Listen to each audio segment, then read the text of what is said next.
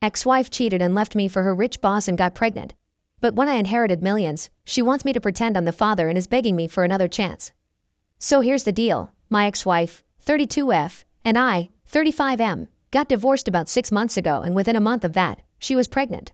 My ex-wife, let's call her Olivia, and I had been together for 3 years and married for a year and a half when she told me that she had been having an affair with her boss, let's call him Samuel, 42M, for a couple of months. We have a 1-year-old son together, and when she told me about the affair, I was still trying to process it, but she already had the divorce papers and stuff ready because her boss had told her that he was ready to marry her. So far, the only reason she had been holding out was because she was not sure if Samuel was ready to commit to her or not. But as soon as she had some sort of commitment from him, she decided to dump me and the kid and take off with him. The divorce was relatively straightforward because I wanted full custody of our son and I got it. She didn't even bother to fight for it. Neither did she fight for anything else. I got everything that we had, and it made sense because now that she had Samuel, she was rich enough to have the kind of lifestyle that she wanted. After the divorce was over, I did not hear from her until recently, although I had heard from a couple of common friends that she had announced her pregnancy just a couple of weeks after our divorce was finalized. I don't know exactly how many months along she is, and neither does that make any difference to me since she's out of my life for good. The divorce had been tough for me emotionally because, unlike her, I was actually in love with her, and I thought that we had something real. In the 3 years that we had been together, I had always noticed that she had a bit of a materialistic streak, but I had honestly never thought that it would come in the way of our relationship at any point. I've been doing pretty well for myself since I am an oncologist, but I can't deny that Samuel is a lot richer than me since he wants the company that my wife used to work in. Even though they had grown pretty close since she started working there, I had never felt threatened by him because I always thought that they were very good friends, and I was always quite secure about our relationship because I believed that Olivia loved me as much as I loved her. Clearly, I was mistaken because if that had been the case, she wouldn't have found it so easy to dump me and leave.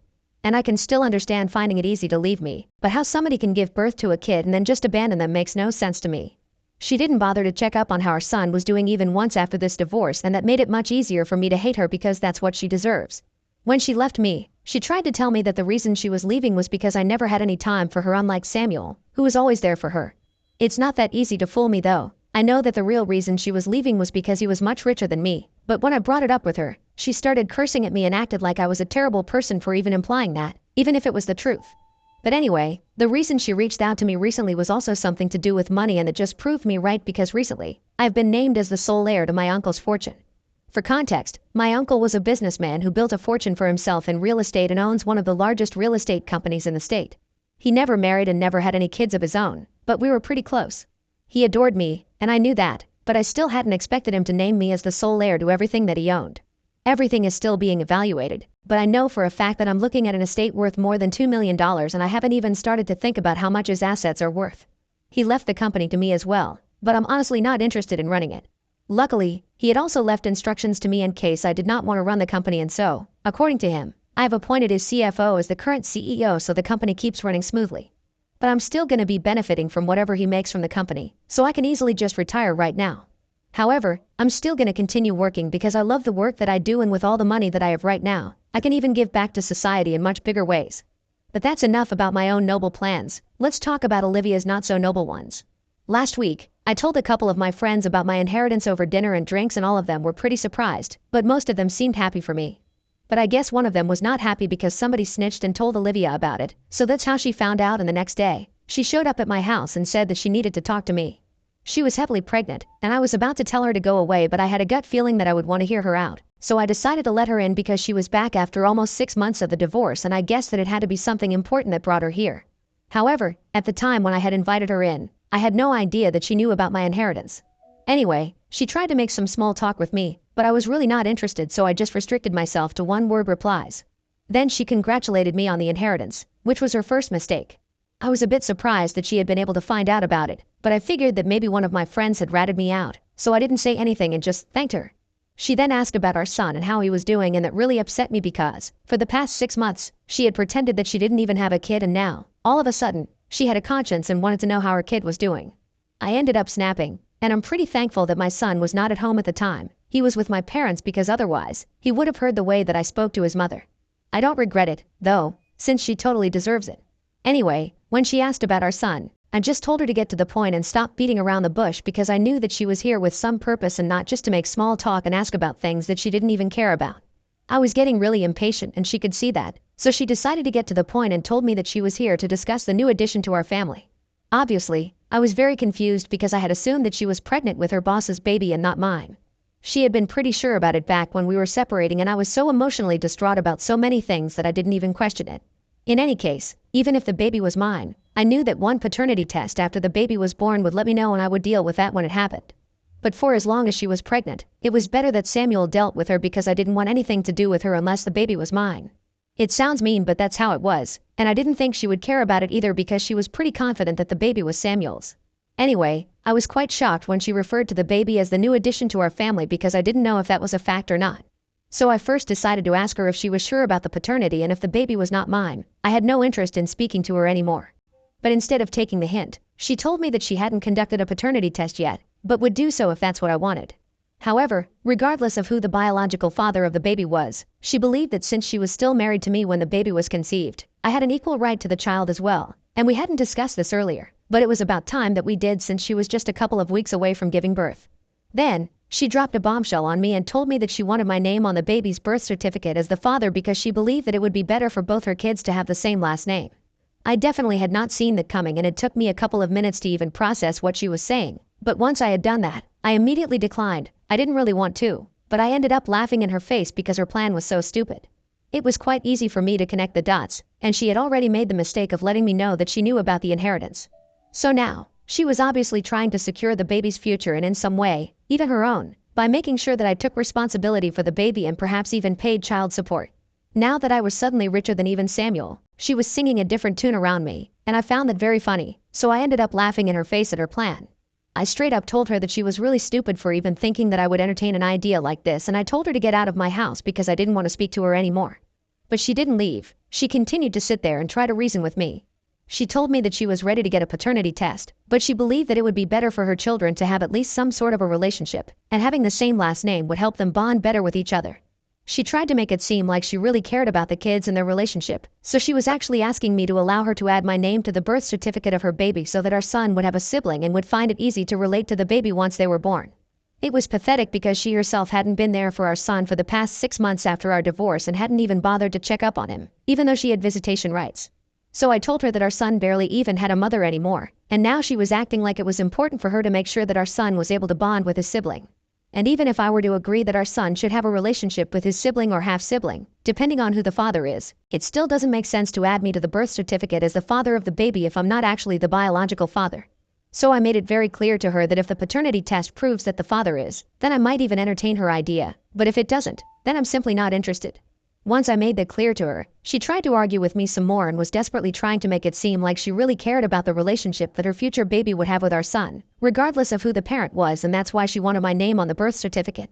But I knew that the real reason was my inheritance and nothing else, and I told her that I knew what she was actually after, so she shouldn't take me for a fool.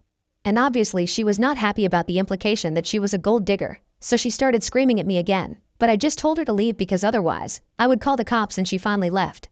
I could tell that she was regretting leaving me, but this was just karma for screwing me over. And after she left, I was still pretty upset about what she had just tried to pull off because I couldn't believe that she thought I was actually that stupid and I was going to just let her name me as the father of the baby.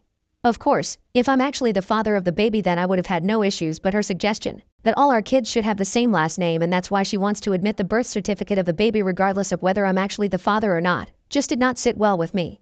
Had she come to me to ask for a paternity test so we could find out the actual parentage and then worked our way forward, then I might have respected it, but this was clearly just a plan for her to claim her stake in my inheritance, and because she couldn't come up with a valid plan, she was grasping at straws. I was pretty upset, and I couldn't let this go without retaliating because so far, I hadn't done anything at all to get back at her. But after she had come to visit me and we had had that discussion, I was so angry that I decided to reach out to Samuel and I sent him an email about what just happened. At that point, I did not even care if he already knew about her plan or not. I just wanted to create trouble in some way or the other, and that was the only idea that I could come up with.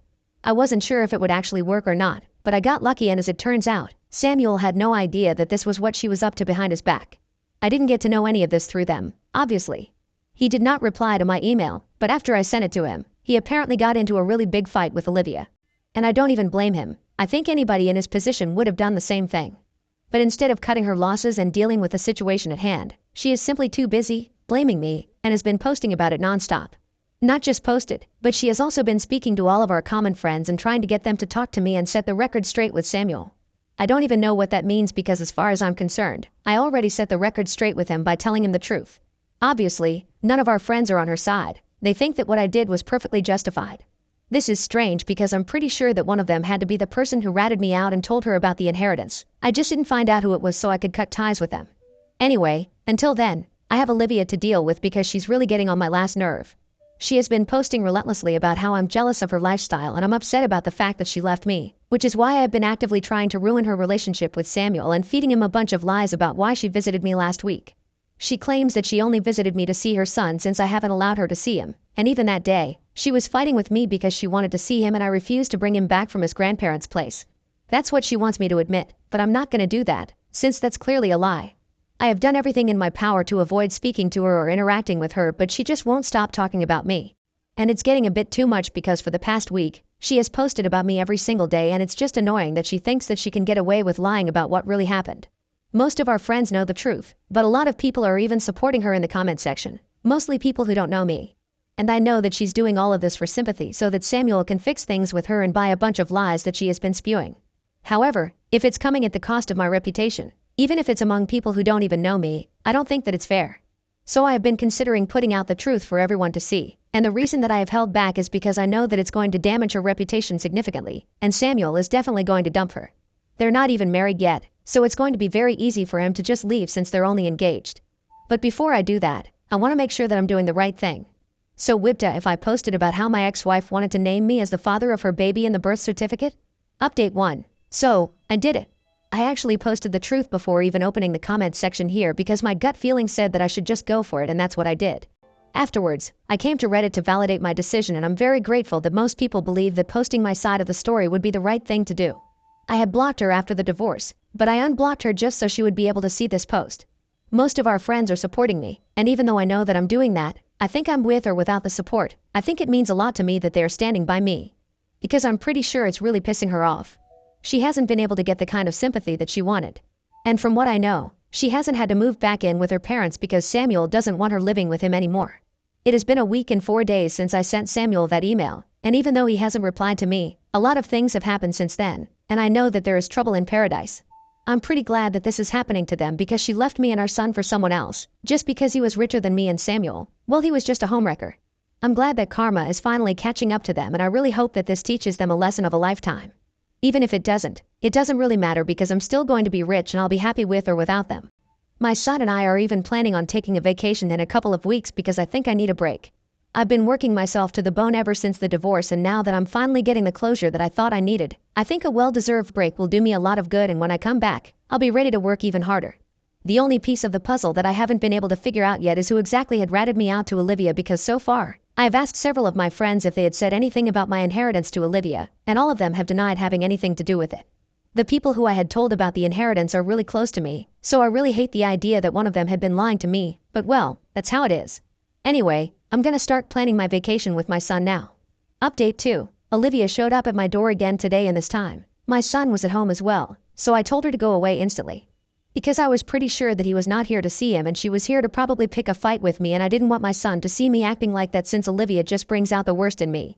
But she refused to leave and she told me that she was here to see her son, and since she had visitation rights, I couldn't exactly stop her. And that was true, so I had to let her in and allow her to see our son. I was not happy about that at all, but if I had refused, there might have been legal repercussions for it, and I have already spoken to my lawyer to prevent this from happening in the future. Just to be clear, it's not that I don't want her to see our son at all. I would obviously love for our son to be able to have a normal relationship with both his parents, but I don't want her coming and going out of his life whenever she wants to. The first time that she left home to move in with Samuel, she didn't even bother to say goodbye to our son, and it was very obvious that in the following weeks, he had found it very difficult to cope with her absence. I did not want that repeating once again, so I've spoken to my lawyer and we're going to file for supervised custody visits so I can monitor when she gets to see him and she can't waltz in and out whenever she wants to because that's not good for our son. Anyway, our son was a little confused to see her at first, but afterward, he seemed happy enough. She ignored me for the entire time that she was here, but I noticed that she started to take a bunch of videos towards the end of her visit. The only thing that I said to her before she left was that I did not want her to post any of those videos online because I did not want our son to have an online presence when he was so young. To that, she only told me that she was saving these videos for herself in case she missed him too much, which I think is a bunch of BS, but I didn't argue with her because it would be pointless. Anyway, that was what happened and I think it was pretty weird, but it's not like she did anything wrong, so I can't complain. Update 3. So I had asked my lawyer to file for Olivia to have only supervised visiting rights after she visited us out of the blue to see our son a couple of days ago, but after what happened last evening, I don't think that's going to be necessary anymore. After her last visit, she hadn't posted anything against me, and in fact, she had been pretty inactive on social media for quite a while. She had made a few posts against me after I had put out my side of the story, but that was just for a few days and then, she just went silent. And then, she paid me a visit to see our son, which was also quite strange. However, what happened yesterday is what takes the cake because she just showed up once again randomly with a lawyer and handed me signed paperwork, which said that she was giving up custody of our son. She and her lawyer informed me that they would file the petition and get this approved by family court soon enough. She just wanted to give me a heads up before all of that happened, so I wouldn't be taken by surprise. I really couldn't stop myself from asking why she was doing this because just a couple of days ago, she had visited us to meet our son, but she didn't exactly give me a straightforward answer. All she said was that she had decided that it was in the best interest of our son to only have one parent, and that would be me because she was going to be too busy taking care of her future kid. And interacting with him the other day had made her realize that he was better off without his mother, since neither did he seem to attach to her, nor did she feel anything when she was around him. So she wanted me to take over entirely and told me that she wouldn't be bothering us anymore with her presence. I was really confused about what was going on, and I kind of felt bad for my son because his mother had said that she did not feel attached to him, and even though he doesn't even know what that means yet, I know that it would hurt him if he understood. But I did not try to stop her, since no matter what I wanted, she had made up her mind, and if she did not want to be a mother, then I was not going to force her to.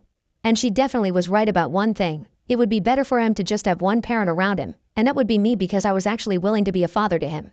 Before she left, I asked her if she knew anything about the paternity of her kid, and she told me that she had decided she would only get a paternity test conducted after the baby was born, and until then, I had nothing to worry about.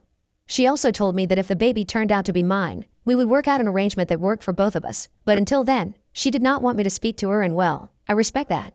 It might seem insensitive, but I already have a lot on my plate to be worrying about a kid who is probably not even mine. Update 4. I finally heard back from Samuel after almost 4 weeks since I sent him that email, and I learned a lot of things that I did not know about Olivia and his situation. He started off by apologizing to me for, well, everything. But I'm not going to get into that. After the apology, he told me that they actually had conducted a paternity test a couple of weeks back and they knew for sure that the baby was not mine.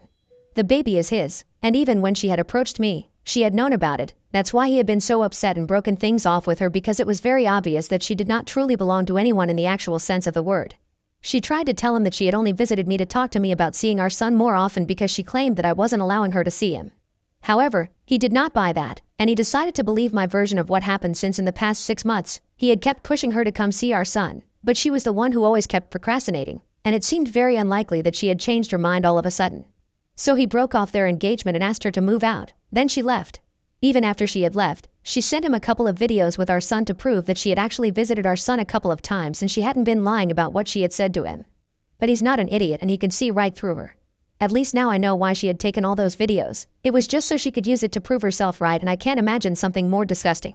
She was literally using our son to get back together with Samuel, and when she realized that it was not going to work, she decided to give up custody of him. Anyway, he told me that they are still going to raise their child together, and she's claiming an exorbitant amount of child support right now, which is expected since she quit her job after she got engaged to him. But that's their problem now, and I'm done with her. Soon enough, I will have full sole custody of our son, and even the procedure of inheriting everything that my uncle left me is almost over, so I'll be pretty rich. 6 months ago, I wouldn't have been able to imagine living a life like this, but right now, I'm really happy about how things have turned out.